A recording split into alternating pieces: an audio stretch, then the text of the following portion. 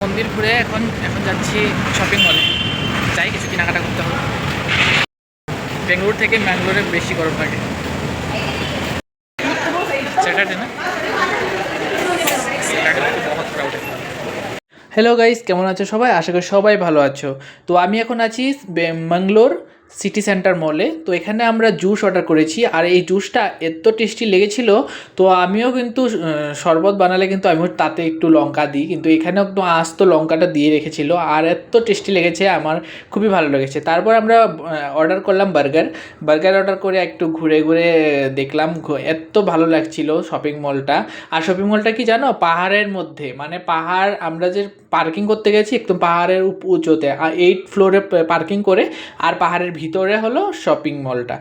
পাহাড়টা কেটে কেটে বানিয়েছে। তো তারপর আমরা বার্গার খেয়ে তারপর একটু ঘুরলাম, ঘুরে তারপর চলে গেছি সিনেমার টিকিট কাটতে। তো আমরা রাতে আসবো সিনেমা দেখতে, তো আগে টিকিটটা কেটে রাখলাম রাতে, মানে কাউন্টারগুলো বন্ধ হয়ে যায় সেই জন্যে। তো তারপর একটু শপিং করে তারপর একটু কেনাকাটা করলো, আমার বন্ধুও করলো, ওরা যারা যারা এসেছিলো সবাই একটু একটু একটু কেনাকাটা করলো। তার এখানে দেখো ট্রেন গাড়িটা কি সুন্দর, বাচ্চারা ওঠার জন্য।